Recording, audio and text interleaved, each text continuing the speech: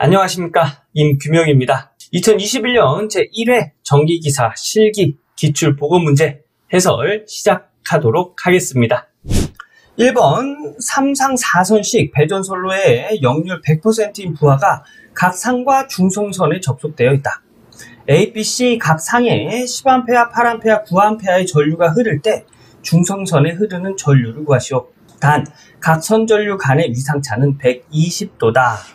자, 이 문제 그림으로 설명을 드리면, 자, 우선 여기가 전원축이고요. 여기가 부하측입니다. 여기가 A상, B상, C상이고요. 전류는 A상을 통해서 이렇게 흐른 다음에 여기 중성선, 이 중성선을 통해서 이쪽으로 이렇게 흐릅니다. 얘가 A상의 전류. B상의 전류는 이렇게 와서요, 이쪽으로 이렇게 흐릅니다. 중성선으로 또 이렇게 흐르는 거예요. C상의 전류는 이렇게 해서 이렇게 해서 이쪽으로 이렇게 흐릅니다. 얘가 C상. 보면 A, B, C상이 다 중성선으로 흐르죠. 문제가 뭐였죠? 중성선에 흐르는 전류를 구하라는 얘기죠. 그러면 중성선 IN은 IA 플러스 IB 플러스 IC, A 전류 10A, B 전류 8A, C 전류 9A 해서 답은 27A 하면 답이 될까요? 이렇게 푸시면 안 돼요. 왜냐면 위상차가 존재하기 때문에 이렇게 풀면 안 됩니다. 위상차를 적용해서 A, B, C상을 나타내면 이런 식으로 나타낼 수 있고요. A상을 기준으로 했을 때 이 상 회전 방향은 시계 방향으로 A상, B상, C상 이런 식으로 그리고요. 위상차를 나타낼 때는 반대쪽으로 여기가 120도, 여기서부터 여기가 240도라고 이렇게 나타냅니다. 그리고 여기서 120도를 A로 표현합니다. 여기서 120도를 A로 표현합니다. 요거 정확히 쓰면 크기가 1이고 120도의 위상차가 날 때 A를 곱해줘요. 그리고 240도는 A의 제곱으로 표현합니다. 이것은 크기가 1이고 각도가 240도일 때 A 제곱으로 표시하는 거예요. 그래서 이게 어느 때 쓰이냐면 요게 전류, 요게 A상의 전류고 얘가 B상의 전류고 얘가 C상의 전류잖아요. 여기서 각 상의 전류의 크기와 각도를 나타낼 때는 이렇게 나타내요. 이거를 좀 전에 제가 말씀드린 0도면은 그냥 IA로 이렇게 나오고요. 좀 전에 말씀드린 방법으로 또 고치면 얘는 A제곱의 B상의 전류 이렇게도 나타낼 수 있는 거예요. 얘는 A의 C상의 전류 이렇게 나타낼 수 있습니다. 왜냐? 얘가 240도를 의미하고 얘가 120도를 의미한다고 했죠? 그래서 이런 식으로 나타낼 수 있는 거예요. 자, 그러면 여기 중성선에 흐르는 전류 벡터를 이용해서 다 더해주면 이렇게 더해줄 수 있겠죠. 이렇게. 그래서 중성선에 흐르는 전류는 IA 플러스 A의 제곱에 IB 플러스 A의 IC 이렇게 나타내 주어야 하는 겁니다. 그러면 해설을 보면 중성선의 전류 해서 A상의 전류 플러스 A 제곱의 B상의 전류 그 다음에 A의 C상의 전류 이렇게 나타냈죠. 네, 그리고 이것과 같은 식은 A상의 전류 플러스 B상의 240도 A 제곱은 240도를 의미한다고 했습니다. 그 다음에 C상의 120도 A가 120도를 의미한다고 했고요. 그래서 식은 이렇게 나타내어지는 거고요. 크기와 각도로 나타낸 이런 식을 복소수로 나타낼 때는 이렇게 나타냅니다. A 코사인 세타 플러스 J 사인 세타.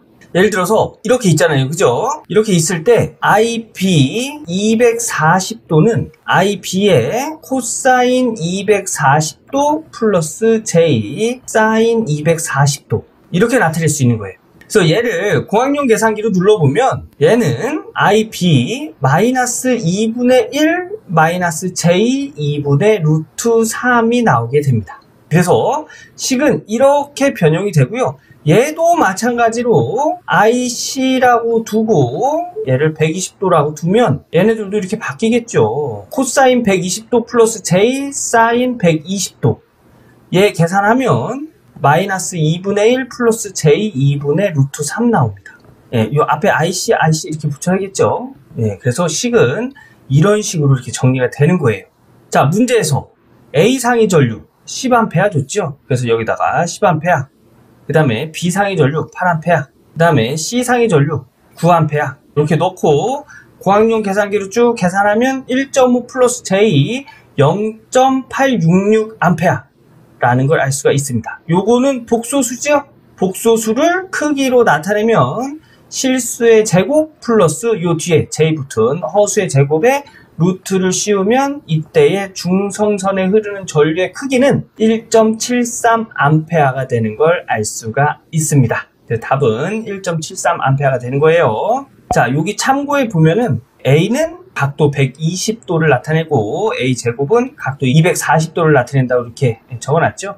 요거 중요한 내용이니까 꼭 암기하셔야 됩니다. 자, 이렇게 해서 1번의 답은 1.73A 되겠습니다. 자, 다음 주에 할게요.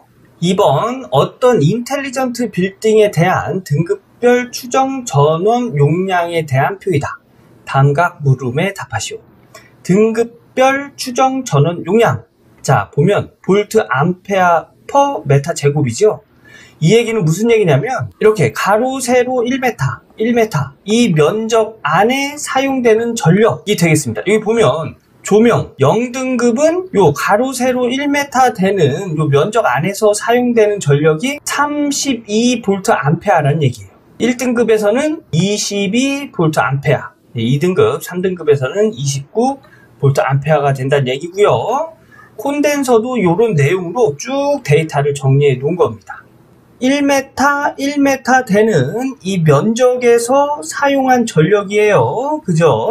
이런 내용으로 데이터가 주어졌고요. 가로 1번을 보면 연면적 10,000m 제곱인 인텔리전트 2등급인 사무실 빌딩의 전력 설비 부하 용량 킬로볼트 암페어를 구하시오. 이렇게 되어 있네요. 2등급이래네요. 2등급. 그러면 2등급 자료를 봐야겠죠. 2등급 자료. 예, 요 자료가 되겠습니다. 요 자료를 가지고 부하 용량을 구하래요. 메타 제곱당 부하 용량이에요. 그죠? 그러면 여기 연면적 줬죠. 이 면적당 부하 용량은 어떻게 계산이 될까요? 여기다가 부하 용량 퍼 메타 제곱에다가 메타 제곱 면적을 곱하면 얘랑 이렇게 나눠줘서 부하 용량만 나오겠죠. 그죠? 그래서 여기에 있는 데이터와 이 연면적을 곱해서 부하 용량을 구하고 여기 용량 구하라는 용량의 단위는 킬로볼트 암페어네요. 그래서 볼트 암페어에서 킬로볼트 암페어 단위로 환산을 하려면 이 볼트 암페어 단위에다가 10의 마이너스 3승을 곱해줘야 됩니다. 왜냐하면 자, 볼트 암페어에서 킬로볼트 암페어 더 큰 단위로 환산이 되는 거죠. 그러면 요 앞에 있는 숫자는 작아져야 돼요. 얘보다 작아져야 됩니다. 얼마큼? 이 킬로가 의미하는 수만큼. 킬로가 의미하는 게 10의 3승이에요. 근데 요 앞에 있는 숫자에 10의 3승을 곱해주면 수가 작아질까요? 아니죠. 나눠줘야 작아지는 거죠. 그래서 여기가 이제 나눠주는 거. 곱하기 10의 3승분의 1을 곱해줘야 된다는 얘기예요. 10의 3승분의 1은 10의 마이너스 3승이지요. 그래서 볼트 암페어 단위에다가 10의 마이너스 3승을 곱해줘야 킬로볼트 암페어로 환산이 되는 겁니다. 이런 식으로 계산을 해주는 거예요. 자, 그러면 요 데이터를 가지고 조명부터 하나씩 할게요. 자, 조명 여기 있는 데이터에다가 면적을 곱해줘야 된다고 했죠. 만을 곱해주고 10의 마이너스 3승을 곱해줘야 된다고 했어요. 그러면 얘는 220kV 암페어가 되겠네요. 자, 콘센트 보니까 5V 암페어 퍼 메타 제곱. 그러면 5 곱하기 만 곱하기 10의 마이너스 3승 해주면 얘는 50kV 암페어가 되겠고요. 자동화 OA 기기 요거 34를 적용해주면 여기다가 만 면적 곱해주고요. 10의 마이너스 3승 곱해주면 얘는 340kV 암페어. 일반 동력은 45지요? 그러면 45 곱하기 면적 만 곱하기 10의 마이너스 3승을 곱해줘야 킬로볼트 암페어 단위가 된다고 했죠. 450kV 암페어. 냉동 동력은 43 곱하기 면적 만 곱해주고 10의 마이너스 3승 곱해주면 430kV 암페어가 되겠고요. OA 8 곱하기 면적 만 곱하기 10의 마이너스 3승 하면 80kV 암페어. 그 다음에 합계.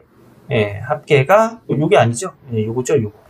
157 곱하기 만 곱하기 10의 마이너스 3승하면 1570kVA가 되겠습니다. 이렇게 적으시면 1번은 정답이 되겠습니다. 가로 2번 다음 조건을 이용하여 주 변압기 용량을 산정하시오. 단 변압기 용량은 표준 용량으로 정한다. 자, 조건을 한번 볼까요?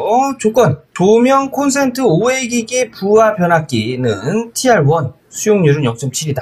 자, 일반 동력 그 다음에 5A 동력 부하의 변압기 TR2는 수용률이 0.5고요. 냉동 동력 부하의 변압기 TR3는 수용률이 0.8이다. 주 변압기의 STR 부등률은 1.2다. 예, 문제에서 준 조건을 그림으로 한번 그려볼까요? 자, 그림으로 그리면 주 변압기 얘가 STR이고요. 부하가 TR1, 2, 3 3개로 나눠지네요. 그죠? 이렇게 부하가 이렇게 3개로 나눠지는데 변압기 표시 이렇게 해주고요. 변압기라고 했으니까 여기 TR1, TR2, TR3라고 하면 TR1은 조명, 콘센트, OA 기기, TR2는 일반 동력, 그 다음에 OA 동력, 그 다음에 TR3는 냉방부하. 이런 조건에서 변압기 용량을 구하라는 얘기죠. 변압기 용량 구하는 공식이 있어요. 그죠? 변압기 용량은 부하 설비 곱하기 수용률 나누기 부등률로 구할 수 있습니다. 그러면 부하 설비는 좀 전에 구했지요. 자, 하나씩 볼까요? 조명, 여기 TR1부터 조명 콘센트 OA 기기, 조명 콘센트 OA 기기, 요거 3개를 더하면 610 나오네요. 여기다가 수용률을 곱해야죠. 그죠? 부하 설비 곱하기 수용률이니까 0.7을 곱하면 427 단위는 kVA가 되는 걸 알 수가 있고요. 여기 TR2를 보면 일반 동력하고 OA 동력, 일반 동력하고 OA 동력이네요. 그러면 450 더하기 80, 450 더하기 80의 수용률이 0.5 곱하기 0.5 하면 265가 되는 걸 알 수가 있고요. 네, 마지막으로 TR3번이 냉방 동력 430, 430의 수용률이 0.8 곱하면 344가 되겠습니다. 그래서 이 부하 설비랑 수용률 곱한 것들을 다 더하는 거예요. 자, 그러면 TR1의 부하 설비와 수용률을 곱한 값은 427, TR2는 265, TR3는 344가 되고요. 여기다가 나누기, 지금 요거 계산한 거예요. 나누기 부등률, 문제에서 1.2 줬죠. 그래서 1.2 하면 요거의 계산값이 863.33 kVA가 되겠습니다. 예, 요거는 계산값이고요. 문제에서 변압기 표준 용량으로 정한다 그랬죠. 그래서 답은 표준 용량 1000kVA 선정, 이렇게 하시면 되겠습니다. 해설을 보시면 이렇게 쭉 계산 과정을 써놨고요. 답은 표준 용량 1000kVA 선정, 이렇게 해놨죠. 네, 이렇게 해주시면 정답이 되겠습니다. 가로 3번 주 변압기 STR부터 각 부하에 이르는 변전 설비의 단선 개통도를 그리시오. 단 변압기 용량은 표준 용량으로 표시한다. 예, 변압기 용량까지 표시하라는 얘기죠. 그죠? 보면은 제가 좀 전에 그렸던 그 그림하고 조금 비슷하죠.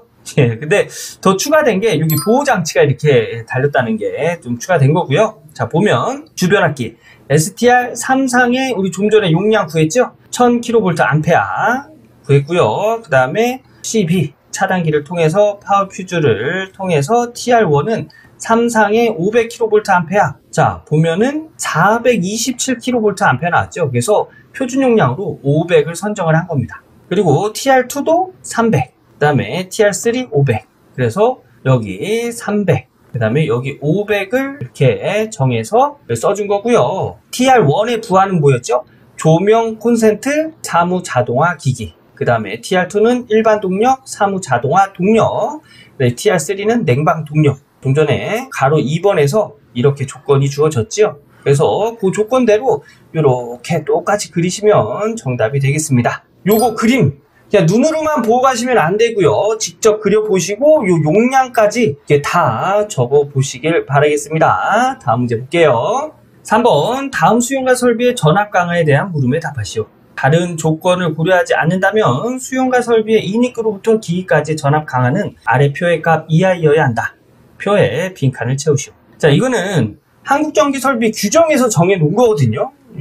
그래서 요거 암기하는 문제입니다. 자, 한국전기설비 규정 232.3.9 수용과 설비에서의 전압 강화에 관련된 내용을 보면 이 표가 나와요. 이 표에서 저압으로 수전하는 경우 조명일 경우에는 3%, 기타일 경우 5%, 고압 이상으로 수전하는 경우는 조명일 경우에는 6%, 기타일 경우에는 8% 이하의 값을 가져야 한다고 나와 있지요. 저희가 3, 5, 6, 8%가 되겠습니다. 요거 암기하는 문제가 되겠죠. 요거 암기하시고요. 가로 2번 보면 위에서 적용한 전압 강화보다 더 큰 전압 강화를 허용할 수 있는 한국전기설비 규정에서 정한 기기 두 가지. 요것도 한국전기설비 규정에 정해놨습니다. 자, 2번을 보면 다음 경우에는 표보다 더 큰 전압 강화를 허용할 수 있다 라고 되어 있죠. 네, 그런 경우가 기동시간 중에 전동기, 그 다음에 도립전류가 큰 기타 기기, 요 두 가지가 되겠습니다. 암기하는 문제가 되겠죠. 그래서 기동시간 중에 전동기, 그 다음에 도립전류가 큰 기타 기기라고 적으시면 정답이 되겠습니다. 4번 15도씨의 물 4리터를 1kW의 전열기로 25분간 가열하여 물 온도가 90도씨가 되었다. 전열기의 효율을 계산하시오. 자, 전열기, 열 효율을 계산하라는 문제입니다. 자, 열 효율을 계산하는 공식은 이렇습니다. 860 곱하기 전력, 여기 킬로와트예요. 단위가 킬로와트입니다. 곱하기 여기 시간이에요. 시간 분의 물의 양 곱하기 변화한 온도입니다. 자, 그러면 문제에서 준 단서를 이 공식에다 하나씩 넣어볼까요? 우선 물의 양, 문제에서 4리터 줬네요. 그럼 4리터 곱하기 변화한 온도, 변화한 온도는 15도씨의 물을 90도까지 올리는 거죠? 그죠? 그래서 90-15도씨 하면 변화한 온도가 되겠고요. 분모에 860 곱하기 전력, 문제에서 전력 1kW 줬어요. 그리고 시간을 줬는데 여기는 분을 줬네요. 문제에서 분을 줬을 때는 25분에서 60분을 나눠줘야 시간의 단위가 되겠죠. 그죠? 60분은 몇 시간이죠? 60을 나누면 1시간 되죠. 120분은 2시간이잖아요. 그죠? 이거 어떻게 나왔을까요? 120에다가 60을 나눠서 2시간이다. 네, 이렇게 나온 거예요. 그럼 문제에서 25분 나누기 60분 해야 시간의 단위로 이렇게 환산이 가능한 겁니다. 그래서 여기 시간 25 나누기 60 해서 곱하기 100 해줘서 이 고학년 계산기로 쭉 계산을 하면 83.72%가 되는 걸 알 수가 있습니다. 그래서 답은 83.72%. 요거 직접 요거 숫자 넣어서 계산해 보셔야 됩니다. 그리고 열 효율 공식 요것도 암기하셔야 되고요. 자, 요거 암기하고 다음 문제 넘어가도록 하겠습니다. 5번 측정값 103V이고 보정률이 마이너스 0.8%일 때 참값을 계산하시오. 문제에서 물어보는 게 참값이죠. 그래서 얘를 기준으로 해서 식을 정리하면 참값을 m으로 두고 측정값을 t라고 두면 보정률은 m-t 나누기 t 곱하기 100이 되겠습니다. 여기서 이 m을 기준으로 해서 식을 정리하면 100 넘어가서 보정률하고 나눠줘야 되겠죠. 그래서 여기다 하면 100분의 보정률은 m-t 나누기 t. 여기서 t 넘어가서 곱해주면 되겠네요. 그죠? 그래서 100 보정률 곱하기 t. 얘 넘어간 거예요. 얘가 m-t.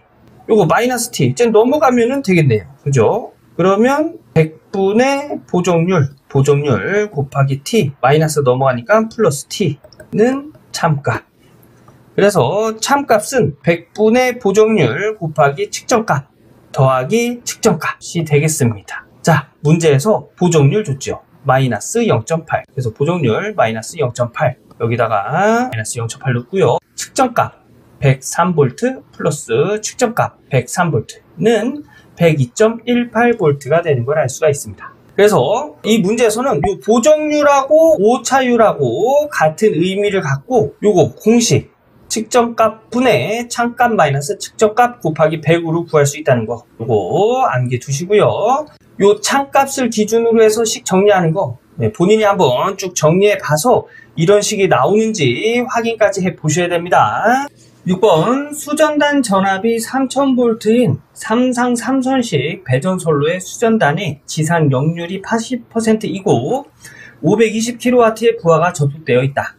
이 부하에 동일한 역률 80kW의 부하를 추가 설치하여 600kW로 증가하였다. 이때 수전단 전압 및 선로 전류를 부하 추가 설치 전과 동일하게 유지하기 위해 전력용 콘덴서를 부하와 병렬로 설치하였다. 다음 각 물음에 답하시오. 단 전선의 일선단 저항 및 리액턴스는 각각 1.78옴 및 1.17옴이다. 어렵죠? 문제가 좀 어렵습니다. 예.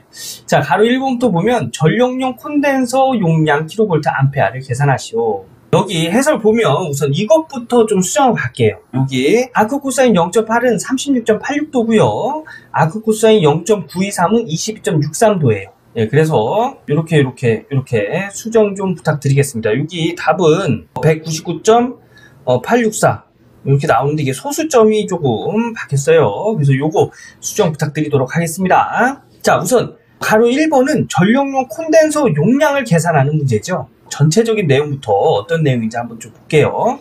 우선 여기 수전단 전압, 여기 전압이 수전단 전압, 받는 전압이죠. 전압이 3000V랍니다. 삼상 삼선식 배전선로에 여기 수전단의 지상 역률, 늦은 역률이 80%, 그 0.8이죠. 그래서 코사인이 0.8이고 부하 용량이 520kW의 부하가 접속되어 있대요. 이게 부하입니다. 이게 부하 1. 이 부하에 동일한 역률. 그러면 코사인 세타가 0.8이 되겠죠. 그죠? 동일한 역률 80kW의 부하가 추가 설치되었대요. 이게 추가 설치된 부하 2입니다.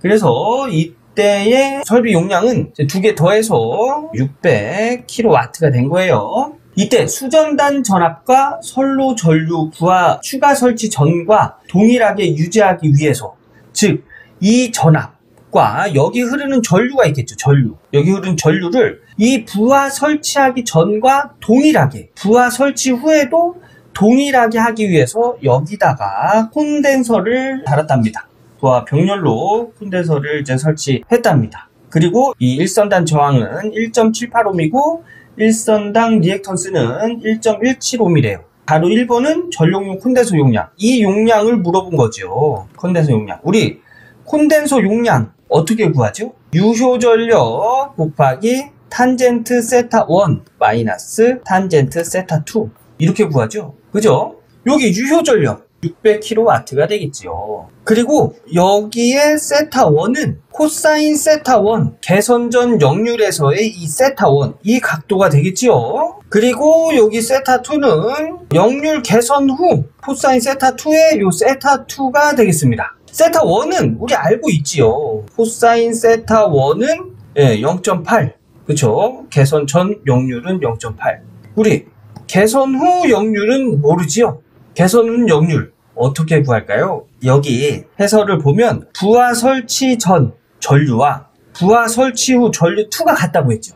이 전류와 전압을 같게 하기 위해서 콘덴서를 설치한 거잖아요. 그죠? 그래서 콘덴서 설치 후에는 전압과 전류가 같아야 돼요. 그래서 같기 때문에 콘덴서 설치 전의 전류는 루트 3 V 코사인 세타분의 P. 우리 전력 구할 때 삼상에서 루트 3 VI 코사인 세타 이렇게 구하죠. 여기서 전류를 구하기 위해서는 루트 3 V 코사인 세타를 넘겨줘서 나눠줘야 됩니다.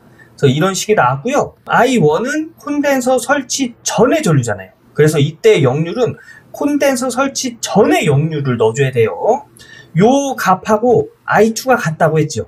요 I2도 루트 3 V 코사인 세타 2분의 P2. 얘가 520kW가 되겠고요. 얘가 600kW가 되겠죠. 왜냐면 P1은 콘덴서 설치 전의 용량이잖아요. 그죠? 콘덴서 설치한 시기는 용량을 여기서 80kW만큼 증가시킨 다음에 콘덴서 설치가 된 거잖아요. 그죠? 그래서 여기 콘덴서 설치 후에, 그러니까 역률이 개선된 후에 용량은 600kW가 되는 겁니다. 자, 그래서 이렇게 계산된 전류치는 같아야 된다는 얘기예요. 그죠? 그래서 이 식을 정리하면 루트 3V, 루트 3V, 그죠? 얘네들이 이제 같은 전압과 루트 3 같은 크기니까는 서로 약분할 수 있겠죠? 그래서 얘와 얘가 서로 같다는 식으로 정리할 수 있습니다. 그래서 코사인 세타 1분의 P1, 코사인 세타 2분의 P2는 같다. 여기서 코사인 세타 2, 즉 콘덴서를 설치한 후에 개선된 역률, 얘로 이제 식을 정리해 보면 이런 식으로 정리할 수 있습니다. 식 정리하는 거 좀 보여드리면 이 식에서 얘랑 얘랑 자리를 바꿔도 식은 성립합니다. 자 보세요. 2분의 10은 5지요. 그죠? 그리고 또 100 나누기 20도 5입니다. 얘랑 얘랑 자리 바꿔볼까요? 그럼 2분의 20은 10분의 100이다. 얘 10이고 얘 10이죠? 이렇게 서로 자리를 대각선으로 바꿔도 식은 성립합니다. 그래서 이 식도 서로 이렇게 자리를 바꿔볼까요? 그러면 코사인 세타 1분의 코사인 세타 2는 P1분의 P2다. 여기서 세타 1을 넘겨주면 곱해줘야겠죠? 그래서 코사인 세타 2는 P1분의 P2에다가 코사인 세타 1을 곱한 값과 같다. 이런 식으로 정리가 되는 거예요. 자, P1 뭐라고 그랬죠? 520kW라고 그랬죠?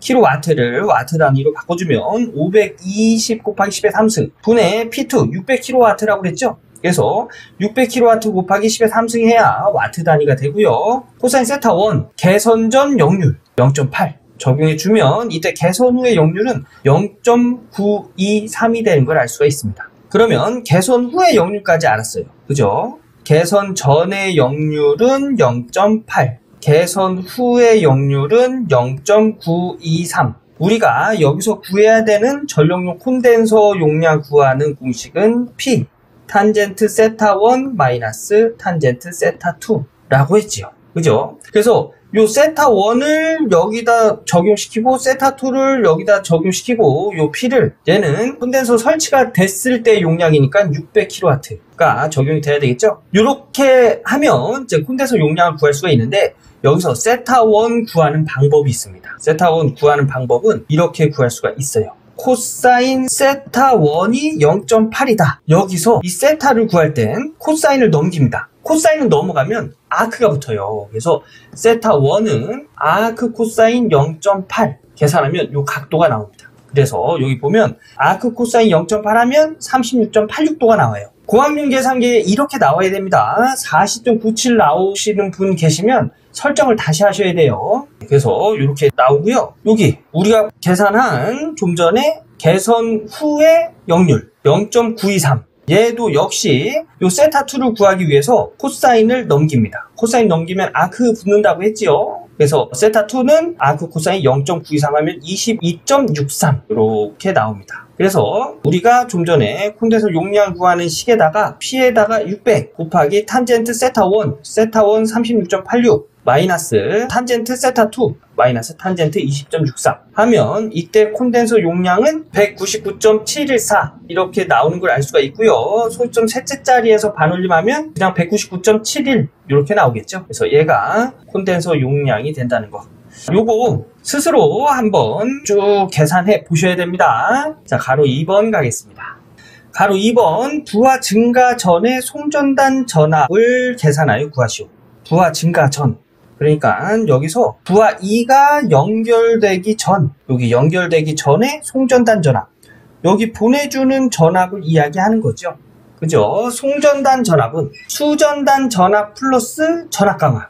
여기 보내주는 전압은 여기 보내주면서 떨어진 전압 더하기 요 받는 전압 하면 처음에 보내준 전압을 알 수가 있겠죠. 근데 전압 강화 공식 뭐죠?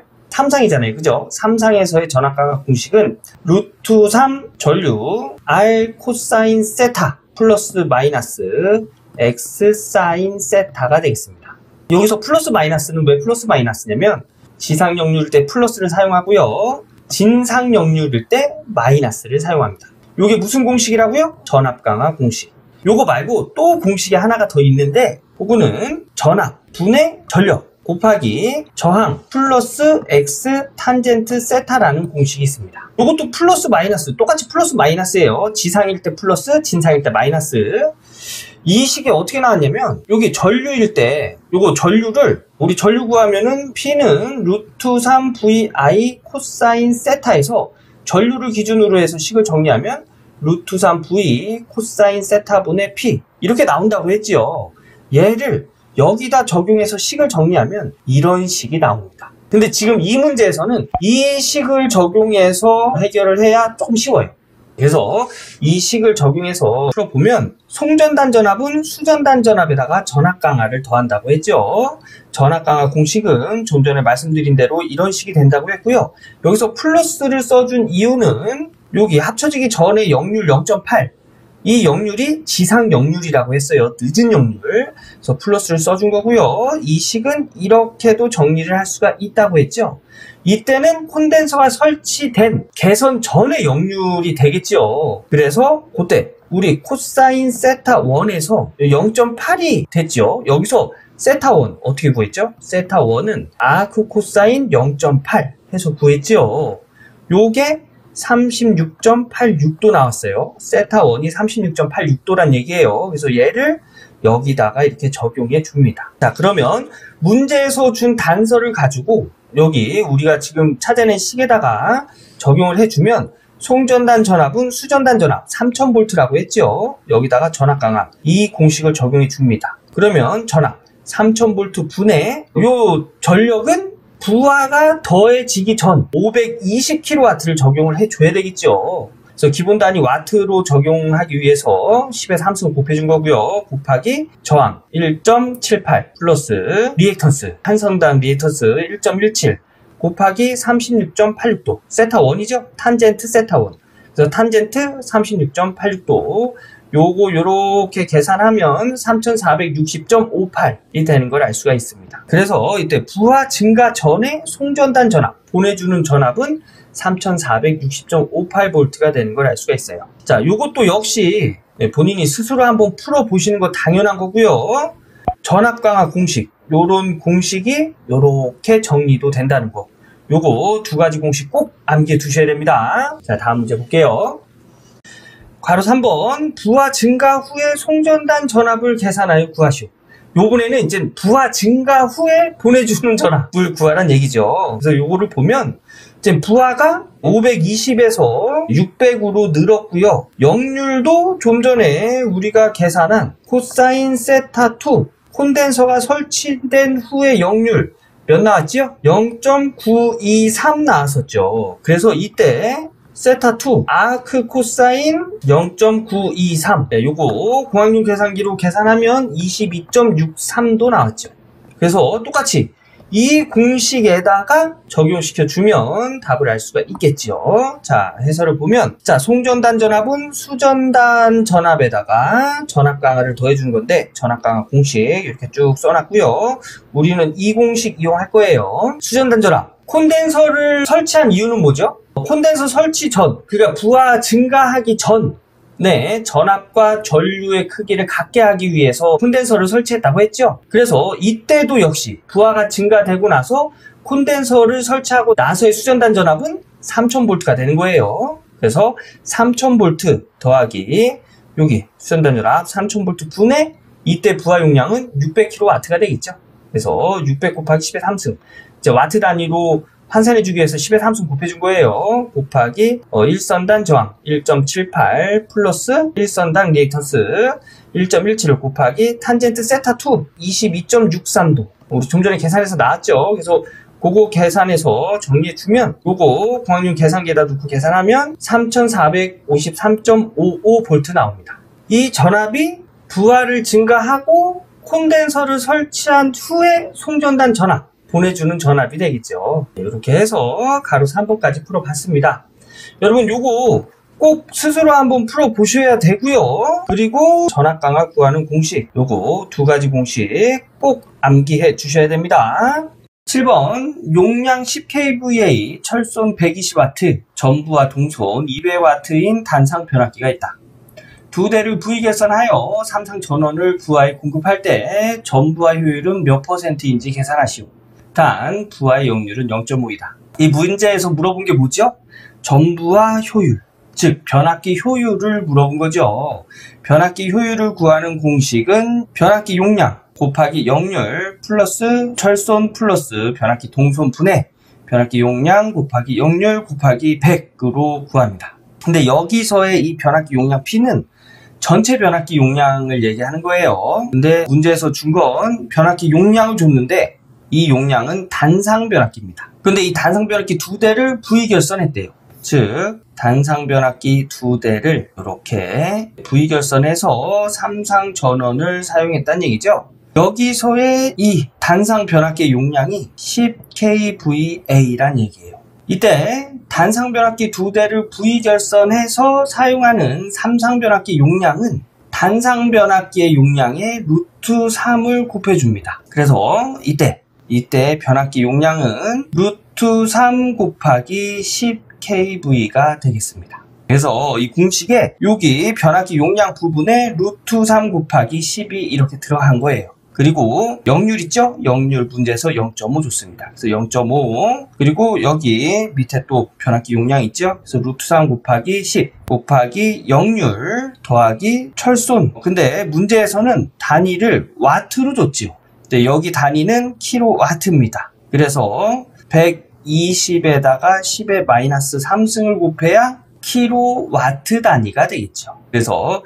120에다 10의 마이너스 3승을 곱해서 0.12 그리고 여기는 단상 변압기 한 대의 철손이 120W이기 때문에 2대 전체의 철손은 곱하기 2를 해줘야 되겠죠. 그리고 변압기 동손 역시 200W 킬로와트 단위로 환산하면 0.2kW에 이것도 역시 단상 변압기 2대이기 때문에 2를 곱해줘서 이런 식으로 계산해 줄 수가 있습니다. 이 계산을 고학용 계산기에다가 쭉 넣고 계산을 하면 93.118%가 되는 걸 알 수가 있어요. 그래서 셋째 자리에서 반올림해서 93.12%가 이 변압기의 전부와 효율이 되겠습니다. 이 문제에서 이 변압기 효율 구하는 거, 철손과 동손이 주어졌을 때의 변압기 효율, 요거 암기하고 계셔야겠죠. 그리고 V결선에서 단상 변압기 2대를 V결선한 변압기 용량은 단상 변압기 한 대에 루트 3을 곱해줘야 된다는 거, 요것도 역시 암기해 주시고요. 지금까지 제가 말씀드린 내용으로 요것이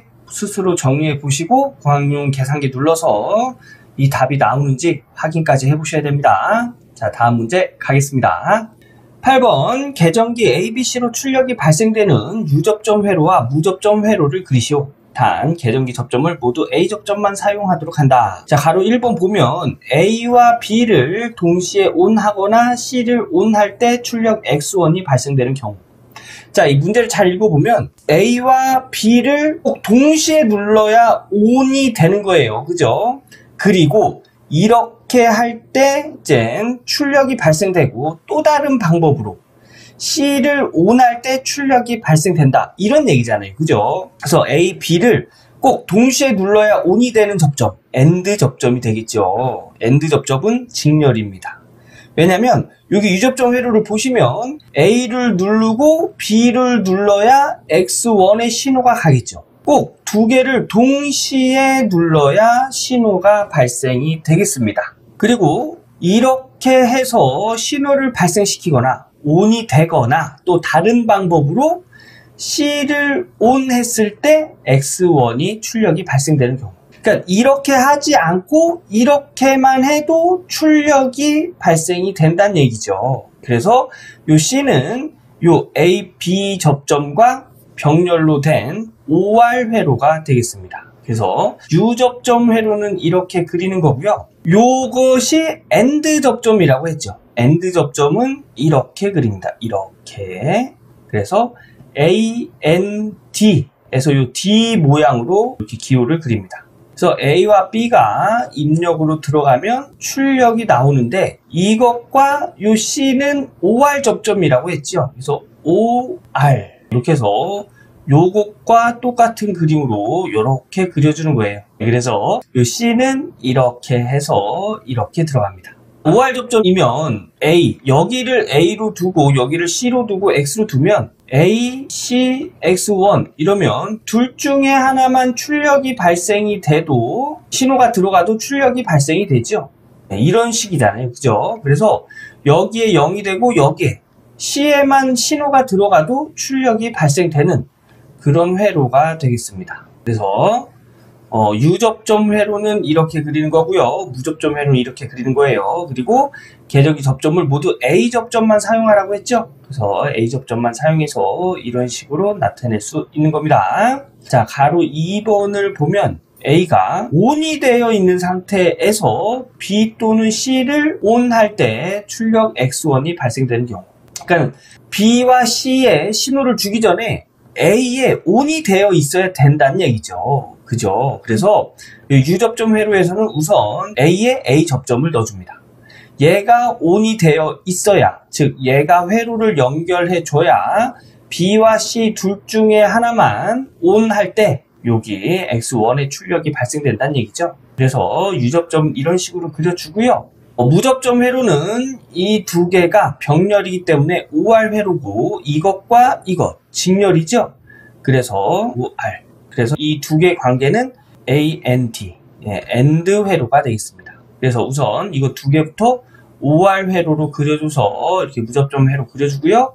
이것과 A 접점이 AND 회로 이렇게 연결시켜준 다음에 출력을 그려주시면 무접점 회로가 되겠습니다. 이 시퀀스 회로 같은 거는 많이 그려볼수록 좋습니다. 그래서 이런 거 눈으로 그냥 보고 지나가지 마시고 스스로 직접 한번 그려보셔야 돼요. 다음 문제 가도록 하겠습니다. 9번, 다음은 전기설비 기술 기준에서 전로의 사용전압에 따른 DC 시험전압과 절연저항을 규정하고 있는 표이다. 빈칸을 채우시오. 자, 여기 보면 전로의 사용전압에 SELV 및 PELV, FELV, 500V 이하, 500V 초과 이렇게 나와 있죠. 이런 것들이 뭐냐면 여기 밑에 주라고 해서 특별저항, 엑스트라 로우 볼테이지, 요 ELV를 뜻하는 거고요. 여기서 SELV는 비접지 회로 구성, FELV는 접지 회로 구성이 되겠습니다. 그래서 비접지 회로 구성의 2차 전압이 AC, 교류는 50V, DC는 120V 이하인 회로를 이야기하는 거예요. PLV도 마찬가지고요. 그리고 여기 SELV, PLV는 1차와 2차가 정기적으로 절연된 회로를 뜻하고요. FELV는 1차와 2차가 정기적으로 절연되지 않는 회로를 뜻합니다. 네, 근데 우리 이런 게 중요할까요? 아니죠. 이 안에 있는 내용이 중요한 거예요. DC 시험 전압과 절연 저항. 요것은 전기설비 기술 기준에 보면 나와 있습니다. 기준이기 때문에 이것도 암기하고 가는 거겠죠. 그래서 전기설비 기술 기준 제52조 저압 전로의 절연 성능을 보면 이렇게 표가 나와 있죠. 또 이 표 중요한 표니까 꼭 암기해 주셔야 됩니다. 그래서 250, 500, 1000. 그래서 여기에 250, 500, 1000이 들어가고요. 절연 저항은 0.511 여기 0.511 1.0이 되겠죠. 예, 그래서 이렇게 해서 답은 250, 500, 1000, 0.5, 1.0, 1.0 이렇게 되겠습니다. 암기하고 넘어가는 문제가 되겠죠. 요거 꼭 암기하시고 다음 문제에 넘어가도록 하겠습니다. 10번, 지름 20cm의 구형 외구의 광속 발산도가 2000 레드룩스라고 할 때 외구 중심의 균등 전광원 광도는 얼마인지 계산하시오. 단 외구 투과율은 90%이다. 자, 문제에서 물어보는 게 뭐죠? 광도 물어봤죠. 광도. 이 광도는 외구 광속 발산도 구하는 공식을 이용해서 구할 수가 있습니다. 자, 구형 외구 광속 발산도 구하는 공식은 이렇습니다. 요게 이제 광속 발산도 구하는 공식인데요. 여기서 요 i가 광도예요. 그래서 이 문제는 요 I 구하라는 문제입니다. 그래서 I를 기준으로 해서 식을 정리하면 여기 투과율 넘어가서 나눠줘야지요. 그래서 투과율 분의 기존에 있던 광속 발산도, 그 다음에 여기 분모에 있는 거 넘어가서 곱해줘야지요. 그래서 1 마이너스 반사율, 그 다음에 외구의 반지름의 제곱, 이런 식으로 해서 칸델라 조도를 구할 수가 있는 거예요. 자, 문제에서 준 단서들을 여기다 이렇게 써놨죠? 여기다 이렇게 써놨습니다. 그래서 문제에서 준 단서를 이 식에다가 적용해서 풀어보면 우선 외구의 광속 발산도 2000 레드룩스 줬죠? 그래서 2000 곱하기 1 마이너스 반사율이네요. 그죠? 근데 문제에서 반사율은 주지 않았어요. 그래서 반사율은 0. 그리고 곱하기 R이 외구의 반지름이 되겠죠. 근데 문제에서 지름을 줬어요. 그러면 반지름은 이 지름의 반이 되겠죠. 그래서 20cm면 0.2m가 되겠죠. 그래서 이거의 반, 2분의 1이면 0.1m가 되겠습니다. 그래서 여기 외구의 반지름 0.1을 적용해 준 거고요. 외구의 반지름의 제곱이기 때문에 0.1의 제곱 나누기, 얘는 투가율이죠. 투가율은 문제에서 외구 투가율 90% 줬습니다. 그래서 0.9 적용해서 고학년 계산기에다 놓고 계산하면 이때의 광도는 22.22 칸델라가 되는 걸 알 수가 있어요. 그래서 이 문제의 답은 22.22 칸델라가 되겠습니다. 11번, 다음은 지중전선로의 사고점 측정법과 절연의 건전도를 측정하는 방법을 나열한 것이다. 다음 방법 중 사고점 측정법과 절연 감시법을 구분하시오. 사고점 측정법과 절연 감시법을 구분하라는 문제입니다.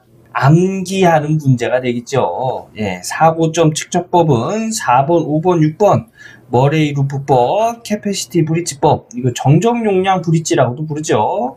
네, 펄스 레이더법, 이거는 펄스 인가법이라고도 부릅니다. 예, 이렇게 해서 요거 4번, 5번, 6번이 제 사고점 측정법이라고 하고요. 그 다음에 절연 감시법은 나머지가 되겠죠. 예, 절연 감시법은 맥어법, 탄젠트 델타 측정법, 부분 방정 측정법이 되겠습니다. 암기하는 문제예요. 이거 암기하고 다음 문제에 넘어가도록 하겠습니다. 12번, 다음 고압 배전선의 구성과 관련된 환상식 미완성 배전 단손도를 완성하시오. 배전 방식이 어떤 방식이죠? 환상 방식이죠. 환상 배전 방식을 간단하게 설명을 드리면 이렇습니다. 이곳이 이제 배전용 변전소가 되겠죠. 그래서 여기 단록이 이렇게 설치가 돼야 되고요. 여기서 전력을 공급을 해줍니다. 우선 이쯤에서 여기 차단기를 끊어 놓는 거예요. 여기 차단기를 끊어 놓으면 전력은 이렇게 들어가서 여기서부터 여기까지, 그리고 여기서부터 여기까지 이렇게 공급이 되겠죠. 그리고 이렇게 사용하고 있는데 이쪽 수용가에서 사고가 나서 이쪽 수용가를 이 배전솔로에서 분리를 시켜줘야 됩니다. 그러면 이때는 얘를 다시 연결시켜 주고 이쪽과 이쪽을 차단시켜 놓는 거예요. 그러면 얘는 차단이 되겠죠? 그러면 전력은 이렇게 공급이 되고 여기서 또 이렇게 공급이 될 거예요. 그래서 이런 환상식의 단점은 전력 공급의 신뢰도가 높다는 데 있습니다. 네, 이런 식으로 사용을 하는 거예요. 예를 들어서 이쪽에서 사고가 났어요. 이쪽에서 사고가 났으면 여기를 끊어버리면 얘 전력 공급을 못 받잖아요. 그래서 얘를 다시 연결시켜 두고 전력을 여기서 이쪽으로 이렇게 받는 거죠. 이런 식으로 사용되는 게 환상식 배전 방식이라고 하는 겁니다. 자, 그러면 요거 한번 연결해 볼까요? 얘가 변압기 부하 1, 2, 3이 있고 여기 이렇게 달리고요. 차단기죠? 그리고 차단기를 점검할 수 있는 단로기가 이렇게 달립니다. 여기도 차단기가 이렇게 달려야 되고요. 이쪽으로 또 가서 차단기가 또 달리겠죠. 이런 식으로 단로기가 설치가 되고요. 여기도 차단기가 이렇게 설치가 되고요. 그리고 여기도 차단기가 설치가 되고요. 차단기를 점검할 수 있는 단로기가 설치가 되고요. 여기도 차단기가 이렇게 설치가 되고 이렇게 해야 환상식이 되겠죠. 차단기를 점검할 수 있는 단로기가 설치가 되겠습니다. 그래서 이런 식으로 그려주시면 환상식 미완성 배전 단순도를 완성하게 되겠습니다. 답은 뭐 이렇게 나와 있으니까 이거 여러분들 눈으로 보고 그냥 지나가시면 안 됩니다. 그래서 직접 그려보신 후에 다음 문제 넘어가도록 하겠습니다. 13번, 접지 시스템은 주 접지 단자를 설치하고 접속해야 하는 도체 3가지만 쓰시오. 이 내용은 한국전기설비규정 142.3.7 주 접지 단자에 관련된 내용을 보면 이렇게 쭉 나와 있습니다. 등전이 본딩 도체, 접지 도체, 보호 도체, 관련이 있는 경우 기능성 접지 도체, 이런 것들을 여기 주 접지 단자에 접속하여야 한다 라고 되어 있지요. 그래서 우선 세 가지, 등전이 본딩 도체, 접지 도체, 보호 도체, 이렇게 적으시면 정답이 되고요. 여기서 좀 더 추가 설명을 해드리면, 접지 시스템의 구성을 보면 우선 여기가 대지라고 하면 우리 대지에다가 접지봉 같은 거 박죠. 그래서 이런 것들을 접지극이라고 하고요. 접지극과 주 접지 단자를 연결해주는 도체, 이것을 접지 도체라고 합니다. 혹은 접지선이라고도 부르죠. 그리고 우리가 붙던 부하, 뭐 전동기나 이런 걸 사용하잖아요. 그죠? 이런 전동기의 외함과 이 접지 단자를 연결해주는 이 선을 보호 도체라고 합니다. 그리고 이런 수도관 같은 곳에서 이렇게 선을 따와서 단자에다 이렇게 연결시켜 놓고 다른 부하들 이렇게 서로 연결한 다음에 이쪽으로 이렇게 연결하죠. 이것을 등전이 본딩 도체라고 합니다. 그래서 이렇게 부하에서 이렇게 묶어서 오는 것을 보조 등전이 본딩 도체라고 하고, 모아진 것에서 주 접지 단자로 연결되는 것을 주 등전이 본딩 도체라고 합니다. 다 묶어서 등전이 본딩 도체라고 이야기하는 거예요. 그래서 여기 주 접지 단자에 연결되는 것은 접지 도체, 보호 도체, 등전이 본딩 도체가 되겠습니다. 그 외적으로 한 가지 더 하면 관련 있는 경우 기능성 접지 도체가 되겠죠. 요거는 접지 시스템에 관련해서 자주 나오는 문제니까 꼭 암기해 주시기 바라겠습니다. 어느 온도의 흑체의 광색과 같을 때 그 흑체의 온도를 이 광원에 무엇이라 하는지 쓰시오. 여기서 얘기하는 흑체는 굉장히 이상적인 물체예요. 자, 흑체라는 것은 어떤 에너지를 받으면 반사되지 않고 그 에너지를 모두 흡수하는 물체를 이야기합니다. 근데 우리 에너지, 빛도 에너지죠? 색도 에너지가 될 거예요. 그죠? 그래서 어떤 광원, 빛을 발산하는 어떤 물체에서 여기 에너지를 딱 줬을 때 이 에너지를 받은 이 흑체의 색깔이 이 광원의 광색과 같을 때 이때의 온도, 이것을 색 온도라고 합니다. 어렵지요? 어렵습니다.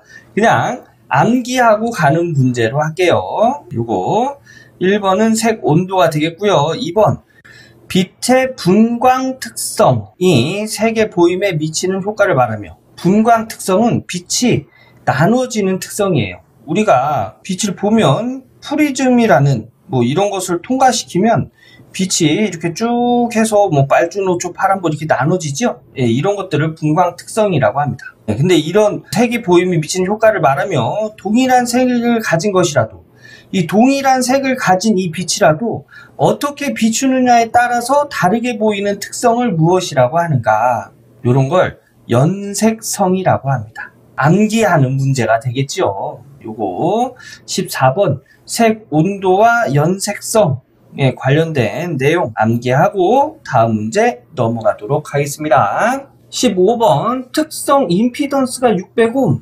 주파수가 60Hz의 송전선의 전파 속도는 3 곱하기 10의 5승 km/s이다. 다음 물음에 답하시오. 자, 가로 1번 보면 인덕턴스 L 헨리/km와 캐피시턴스 C 파라드/km를 각각 계산하시오. 문제에서 준 단서가 특성 임피던스를 주고 전파 속도를 줬죠. 그래서 이것을 이용해서 구해라, 이런 문제가 되겠습니다. 자, 우선 우리 특성 임피던스 어떻게 구하죠? 루트 캐피시턴스 분의 인덕턴스, 그리고 전파 속도는 루트 인덕턴스 곱하기 캐피시턴스 분의 1, 이렇게 구하죠. 이거는 이제 필기 공부할 때 배웠던 내용입니다.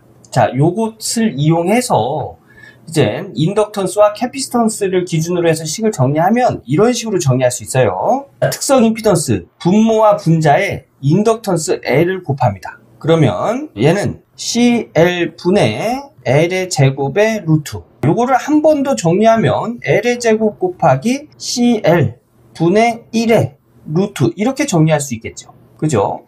요 L의 제곱은 루트 밖으로 나갈 수가 있어요. 그래서 얘를 정리하면 LC분의 1의 루트, 얘는 루트 나갈 수 없죠. 그죠? 얘만 나간 거니까 곱하기 L, 이런 식으로 정리할 수가 있는 거예요. 그런데 전파 속도 루트 LC분의 1이라고 했죠. 그래서 얘가 전파 속도가 됩니다. 그래서 식은 전파 속도 곱하기 인덕턴스는 특성 임피던스다. 이런 식으로 나타낼 수 있고요. 문제에서 물어본 게 인덕턴스죠. 그래서 얘를 기준으로 식을 정리하면 전파속도 넘어가서 나눠줘야 돼요. 그래서 인덕턴스 L은 전파속도분의 특성 임피던스다. 이런 식이 되는 거고요. 캐피시턴스 역시 이 식으로 정리해보면 분모 분자에 C, 캐피시턴스를 곱해주면 요것도 역시 루트 C의 제곱에 LC가 되겠죠. 그죠? 얘를 이렇게 계산한 거예요. 그럼 얘는 루트 LC 곱하기 C의 제곱분의 1. 얘를 C분의 1의 제곱 이렇게 써도 되죠. 그래서 C분의 1은 루트 밖으로 나갈 수가 있는 거예요. 그래서 루트 안에는 LC만 남기 때문에 이런 식으로 정리가 가능합니다. 그런데 루트 LC분의 1이 전파속도라고 했죠. 전파속도분의 1은 루트 LC분의 1분의 1입니다. 얘를 번분수로 계산하면 요 1은 1분의 1 이렇게 해도 되지요. 그래서 가까운 거 곱해서 분모, 먼 거 곱해서 분자 LC 이렇게 하면 그냥 루트 LC가 되겠습니다. 그래서 전파속도분의 1은 루트 LC, 얘가 전파속도분의 1, 그래서 전파속도분의 1 곱하기 캐피시턴스분의 1을 하면 전파속도 곱하기 캐피시턴스분의 1 해서 이렇게 나오는 거예요. 그렇게 해서 요 캐피시턴스 C로 해서 식을 정리하면 요 C와 요 특성 임피던스 자리 바꿔도 되죠. 그래서 C는 특성 임피던스 곱하기 전파속도분의 1 이런 식이 된 겁니다. 그래서 이렇게 식을 정리해 놓고 문제에서 주는 단서를 넣어서 계산을 해보면 전파속도는 3 곱하기 10의 5승 km/s죠. 예, 그래서 얘 놓고 이거 분해 특성 임피던스 600을 해주면 이때의 인덕턴스 2 곱하기 10의 마이너스 3승 헨리/km가 되는 걸 알 수가 있는 거예요. 캐피시턴스도 마찬가지로 특성 임피던스 600 곱하기 전파속도 3 곱하기 10의 5승분의 1 이렇게 계산을 하면 5.56 곱하기 10의 9승 파라드/km가 되는 걸 알 수가 있습니다. 그래서 정답을 이렇게 적어주시면 되겠고요. 요거 단위 문제에서 이렇게 줬더라도 그 답안 작성하실 때는 단위를 꼭 써주셔야 돼요. 아셨죠? 그래서 요거 내용 요거 식 정리하는 거 요거 본인이 스스로 한번 이렇게 쭉 한번 정리해 보시고요. 정리된 공식 가지고 문제에서 준 단서 적용해서 이렇게 공학용 계산기를 이용해서 계산하신 다음에 답이 이렇게 나오는지까지 확인하셔야 됩니다. 그리고 가로 2번을 보면 여기서 이제 파장을 물어봤네요. 파장은 몇 킬로미터인가? 파장은 구하는 공식이 있습니다. 주파수 분의 전파속도로 파장을 구하는데 문제에서 주파수 줬나요? 줬네요. 주파수 60Hz 주고 전파속도도 줬지요. 그러면 파장은 주파수 분의 3 곱하기 10의 5승 요거 전파속도죠. 이렇게 공학용 계산기에다 넣고 계산하면 답은 5000km라는 걸 알 수가 있습니다. 그래서 이때 파장은 5000km다 하시면 정답이 되겠습니다. 자, 요것도 역시 파장 구하는 공식 요거 암기해 주시고 직접 계산해 보셔야 돼요. 다음 문제 가겠습니다.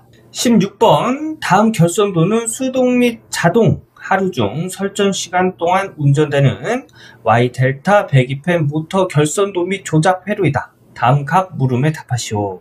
자, 요 회로가 Y 델타 모터를 동작시키는 회로가 되겠고요.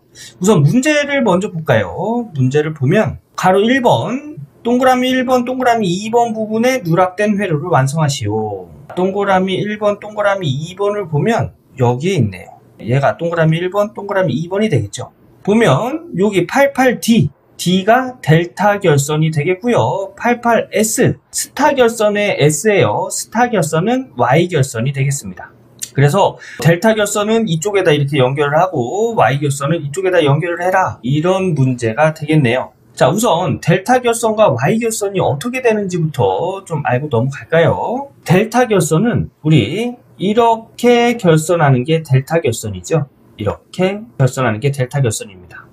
근데 우리 모터를 보면 여기 나와 있는 것처럼 이렇게 되어 있어요. 이렇게 모터가 있고요. 여기 이렇게 3개씩 3개씩 해서 6개가 나와 있습니다. 선이. 그래서 여기가 U, V, W 하면 이렇게 연결되고 여기가 X, 얘가 이렇게 연결돼서 여기가 Y, 얘가 이렇게 연결돼서 여기가 Z가 되겠습니다. 그래서 델타 결선은 얘가 UX가 되겠죠. 여기가 U, 여기가 X. 그리고 여기를 V라고 하면 여기 V, 여기가 Y, 여기가 W, 여기가 Z가 되겠습니다.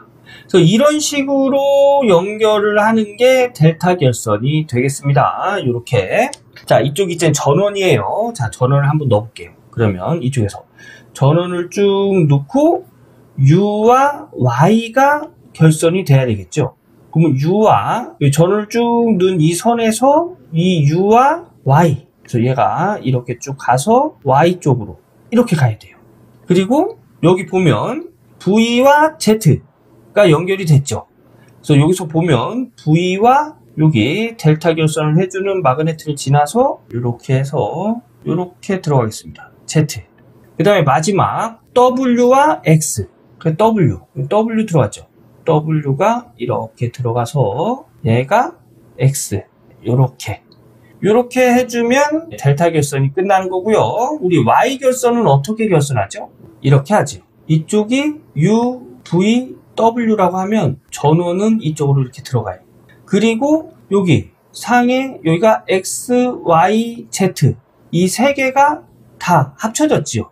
그러면 여기 전원을 UVW로 주고 세 개를 이렇게 합쳐놓으면 이게 Y결선이 되는 거예요. 그죠? 그래서 회로를 보면 UVW 전원으로 들어갔죠. 그리고 XYZ 얘를 하나로 묶어주는 요렇게 묶어주는 용도로 요 88S가 사용이 되는 겁니다. 이렇게 하면 얘가 붙으면 여기 XYZ가 하나로 묶이겠지요. 그래서 이런 식으로 결선을 해주시면 바로 1번, 동그라미 1번, 2번 부분에 누락된 회로가 완성이 되는 거예요. 그 회로를 깔끔하게 그리면 이런 식으로 되겠습니다. 얘가 Y결선이 된다고 했죠? Y결선, XYZ 단자를 하나로 묶어주는 이렇게 Y결선을 하는 거고, 델타 결선은 여기 U 단자를 Y 단자와 연결시키고 V 단자를 이렇게 Z 단자와 연결시키고, 그리고 W 단자를 X 단자와 연결시키는 역할을 합니다.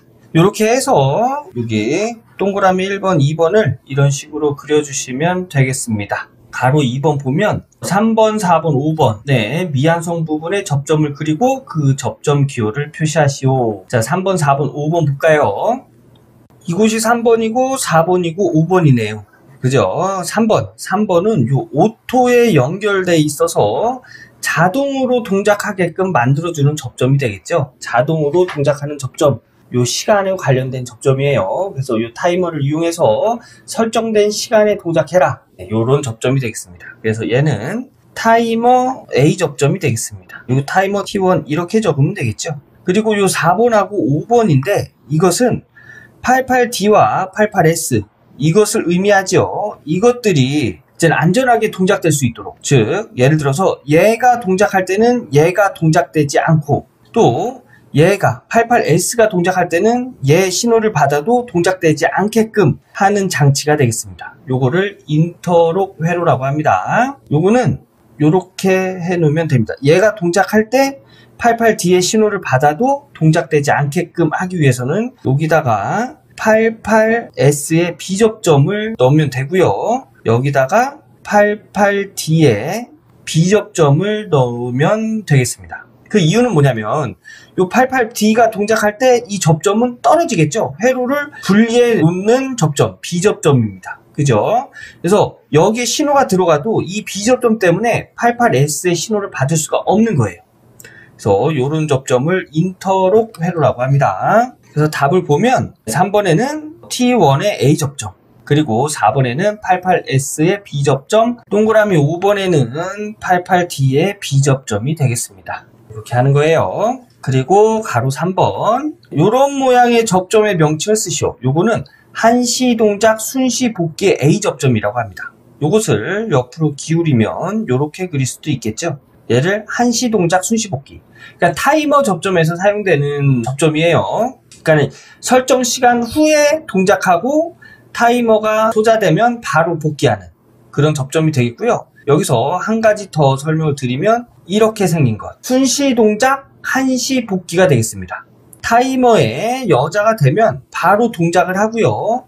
타이머가 소자가 됐을 때, 즉 전원이 끊겼을 때 타이머에 설정된 시간 후에 접점이 복귀를 하는, 이것은 순시 동작 한시 복귀 접점이 되겠습니다. 가로 4번 타임 차트를 완성하시오. 보니까 온이 됐었을 때 온이 T1에서 T2 요 시간 동안 눌렸다는 거죠. 여기 보면 온 버튼이 이렇게 눌렸을 때를 의미합니다. 온 버튼이 눌렸을 때는 88M이 동작을 하고요. 그 다음에 얘가 이렇게 자기유지 접점돼서 얘 온 버튼이 떨어져도 이곳을 자기유지 접점을 통해서 계속 여자를 유지하는 거죠. 그리고 타이머 동작 후에 여기 88M이 여자 되는 동시에 88S도 같이 여자가 되고요. 이때 타이머 설정 시간 후에 얘가 이쪽으로 이렇게 옮겨가면 얘는 소자되고 88D가 여자가 되겠네요. 타임 차트로 돌아와서 표시를 하면 오늘 T1부터 T2 시간까지 눌렀다 뗀 거죠. 이때는 88M이 계속 동작을 유지를 하고요. 그리고 88S가 동작을 합니다. 그죠? 88S가 쭉 동작하다가 T3 요 설정 시간까지만 동작을 하고 바로 88D로 넘어가죠. 쭉 넘어갑니다. 얘는 쭉 동작을 유지하겠지요. 요런 상태에서 이제 오프, 이 스위치죠. 이 스위치를 누르면 회로를 분리시켜 주겠네요. 그죠? 누르면 회로가 떨어질 거예요. 회로가 떨어지면 88M, 88D, 88S 모두 다 소자가 돼서 원래 처음의 상태로 복귀를 하겠죠. 다시 타임 차트 보겠습니다. 자, 그럼 여기서 오프가 회로를 끊었을 때 이때 88M도 소자되고 88D도 소자가 되겠습니다. 그리고 여기서 런은 이제 모터가 동작하는 시간을 의미하는데요. 동작하는 시간은 여기 88M에 전원이 들어간 이 시점부터 오프를 누른 시점까지 이때 모터는 동작을 하겠죠. 그래서 요거를 깔끔하게 그리면 이런 식으로 이렇게 그릴 수 있겠습니다. 이 타임 차트 스스로 한번 그려 보시고 다음 문제 넘어가셔야 됩니다. 자, 다음 문제 보겠습니다. 17번 그림과 같은 Y결선에서 기본파와 제3구조파 전압만이 존재하고 측정된 전압이 VP가 150V, VL이 220V이다. 다음 물음에 답하시오. 단 부하 측의 전압은 평형 상태이다. 자, 문제를 보면 가로 1번이 제3구조파의 전압을 계산하시오. 여기는 기본파와 제3구조파의 전압만 존재한답니다. 기본파와 다른 구조파가 존재하는 파를 뭐라고 하죠? 비정연파라고 하죠. 비정연파의 시료값을 구하는 방법은 기본파의 시료값의 제곱에 각 고조파의 시료값의 제곱을 다 더해주고 루트를 씌워주면 비정연파의 시료값을 구할 수가 있어요. 자, 여기 보면 여기 VP가 여기서부터 여기까지 값을 측정한 전압이죠. 얘가 요 한상의 시료값을 나타내는 전압입니다. 요게 시료값이에요. 시료값. 즉 요 VP의 150V가 이 한상의 비정연파의 시료값이란 얘기예요. 자, 비정연파는 우리 기본파 V1으로 두고요. 제곱 플러스 여기는 3고조파만 존재한다고 했죠. 그래서 3고조파의 제곱에 루트를 씌워서 이렇게 나타낼 수 있습니다. 여기서 요 V1은 여기 한상의 시료값을 나타내는 거예요. 한상의 기본파의 시료값. 여기서 이 3고조파 전압을 기준으로 해서 식을 정리하면 자, 이렇게 정리할 수 있겠죠. 양변에다 제곱을 하면 VP의 제곱분 V1의 제곱 플러스 V3의 제곱, 얘를 기준으로 해서 식 정리하는 거죠. 그럼 얘 넘기면 V3의 제곱은 VP의 제곱 마이너스 V1의 제곱이 됩니다. 그래서 제곱 지우면 양변에다가 루트 씌워주면 되죠. 그래서 얘랑 이렇게 없어져서 식은 이런 식으로 되고요. VP는 여기 150V라고 했죠. 그죠? 그래서 150의 제곱 넣어주고요. 여기서 V1의 제곱, 요거 원입니다. V1은 기본파지요. 기본파인데 Y결선에서는 여기 안에 있는 3고조파, 고조파 전압은 이 선간 전압으로 나올 수가 없습니다. 그래서 여기서는 기본파, 상고조파 전압만 존재한다고 했죠. 그래서 여기 선간으로 나오는 전압은 기본파 전압만 된다는 얘기예요. 그래서 우리가 지금 여기 시료값은 상에 관련된 시료값이잖아요. 그죠?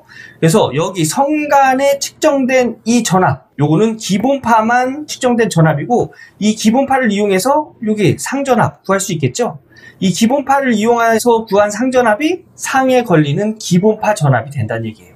그래서 이 성간전압은 상전압의 루트 3배지요. 그래서 여기 전압을 V1으로 두면 V1은 성간전압의 루트 3을 나눈 값이 되겠습니다. V1이 요 상에 걸리는 기본파 전압이 된다고 했죠. 그래서 요 기본파 전압은 220, 여기서 측정된 성간전압 220에다가 루트 3을 나눈 것에 제곱을 해서 여기다 적용을 해줍니다. 그래서 루트 씌워주면 이때의 3고주파 전압은 79.79 볼트가 되는 걸 알 수가 있습니다. 자, 여기서 중요한 건 뭐지요? 비정형파의 시료값은 기본파의 시료값 제곱 플러스 각 고조파의 시료값의 제곱을 다 더해주고 루트를 씌워준다는 거. 그리고 이 안에 있는 3고조파 전압은 선간전압으로 나갈 수 없다는 거. 그래서 여기에 기본파와 3고조파 전압이 존재하는 상에서는 선간전압으로 나갈 때는 여기서는 기본파만 측정이 된다는 거.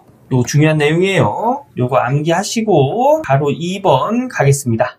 가로 2번 외형률을 계산하시오. 외형률은 구하는 공식이 있죠. 기본파의 시료값 분의 전 고조파의 시료값 곱하기 100으로 구합니다. 여기서 우선 우리 기본파의 시료값 뭐라고 그랬죠? 이 기본파는 성간전압에는 나올 수가 없다고 했죠. 그래서 이 성간전압을 이용해서 구한 기본파, 여기가 220V라고 했으니까 여기서의 구한 기본파는 여기 상전압이 되겠죠. 그래서 220에 루트 3을 나눈 것이 여기에서의 기본파가 되겠습니다. 그리고 여기서는 이제 3고조파만 존재한다고 했으니까 여기 가로 1번에서 3고조파 79.79 전압이라는 걸 알 수가 있었죠. 그래서 기본파 220 나누기 루트 3분의 고조파 3고조파가 되겠죠. 79.79 곱하기 100 하면 이때 외형률은 62.818, 여기 셋째 자리에서 반올리를 하면 62.82%가 되는 걸 알 수가 있습니다. 요 외형률 구하는 공식 요거 암기하고 본인이 직접 이렇게 식을 세워서 계산해 주시기 바라겠습니다. 이렇게 해서 2021년 1회 전기기사 실기 기출 보건 문제를 풀어봤습니다. 네, 여러분 제가 당부드리는 건데 영상만 보고 눈으로만 보면서 이렇게 지나가시지 마시고요. 한 문제 풀고 나서 영상 멈춰놓고 내가 직접 풀어보고 이런 식으로 공부를 진행해 주시기 바라겠습니다. 저는 다음 기출 보건 해설 영상에서 인사드리도록 하겠습니다. 감사합니다.